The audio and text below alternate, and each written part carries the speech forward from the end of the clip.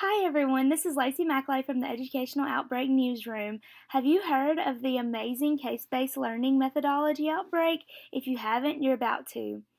Case-based learning is a methodology where students learn from real-life scenarios, or otherwise called case studies. Case-based learning is designed to allow students to use a learned theory or strategy to solve a real-life problem. Case studies are used in every subject area. Hearing about the outbreak, the Educational Newsroom did a little digging to find out the appropriate way to implement the methodology.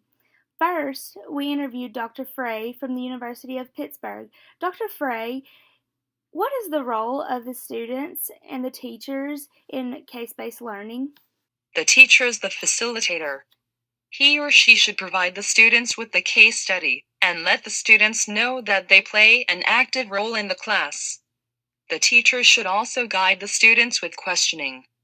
The students, on the other hand, are in control. The students use the teacher's guided questioning to analyze the case study, present the issue, and find a solution. Thank you, Dr. Frey. After Dr. Frey's interview, we wanted to know a little bit more about the guided questionings that teachers implement during case-based learning. So we did a little exploring, and we found that with a case study, you should start by asking basic comprehension questions and slowly move to analysis and decision-making questions. The analysis and decision-making questions are predominantly open-ended questions with no right or wrong answer. For example, an open-ended question would be, how can we use this information we learned today in a real-life scenario? As you can see, there is no right or wrong answer. We also asked a ninth grade English teacher from Houston, Texas, what the role of questioning should be. Here is her answer. Questioning is a valuable piece in my class. I use questioning in my room as a means for discovery, as a means for checking for understanding, as a means for clarifying understanding. Questioning is a major component of case-based learning in that it guides and shapes everything that the students do. However, there are many other rules that can determine the success or fail of case-based learning, and Mr. Clyde Freeman outlines 11 basic rules of case-based learning. Case-based learning should tell a story, focus on interesting or arousing issues, be set in the past 5 years, create empathy with characters, include quotations, be relevant, have pedagogic utility, be conflict-provoking, be decision-forcing, have generality, and be short. Thank you, Mr. Clyde. Case-based learning works best when 3 or 4 students are allowed to work together in small groups, and each student is allowed to have their own responsibilities. Student participation is mandatory in case-based learning, and the teacher should assess student participation through discussions and watching the students as they collaborate. The students should be allowed to participate in role play while advancing through the steps of the case study.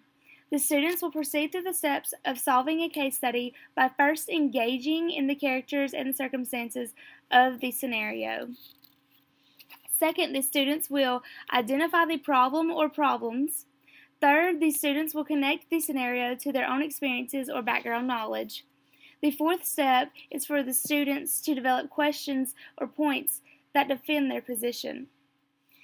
And the fifth and final step is to come up with strategies to analyze the data provided and provide a solution. In order to participate in case-based learning, however, the students must overcome the fear of group work and collaboration. The students must also possess the 16 habits of mind shown on this screen. The 16 habits of mind are behavior skills needed to participate appropriately in problem solving. Students should use the habits of mind as a pattern when trying to solve a problem. The 16 habits of mind should and will not be performed in isolation. The first habit of mind is persisting.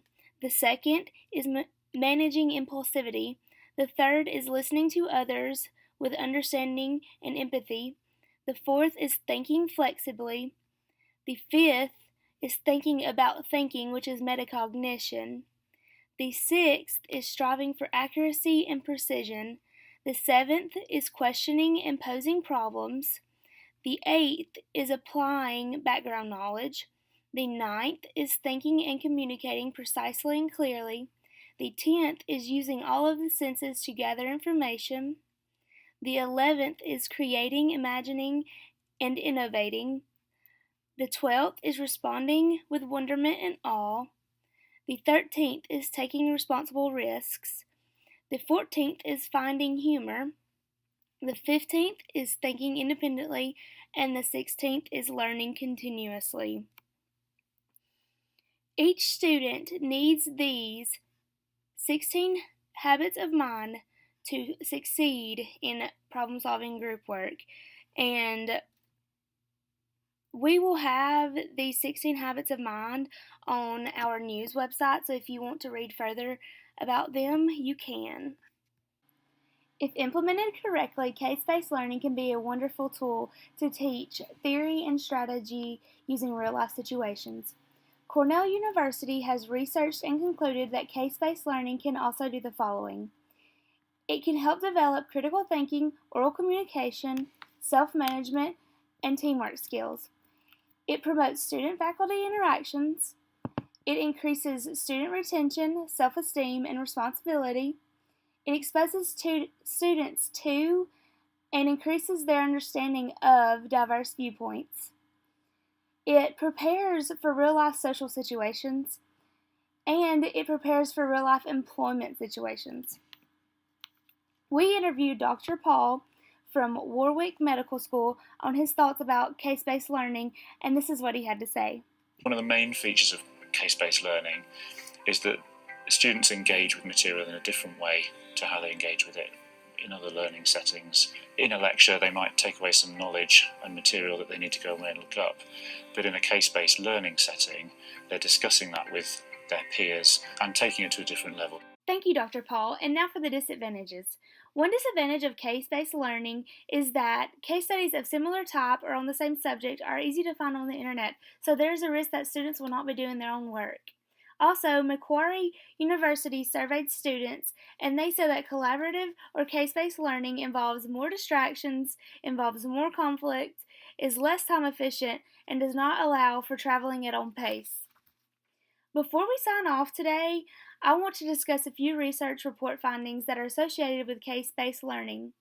Today, we have with us one of the authors, Scott Freeman, of the report titled Active Learning Increases Student Performance in Science, Engineering, and Mathematics. Tell us what you all found, Scott. We found that active learning performed in case-based learning improved the average grades by half a letter.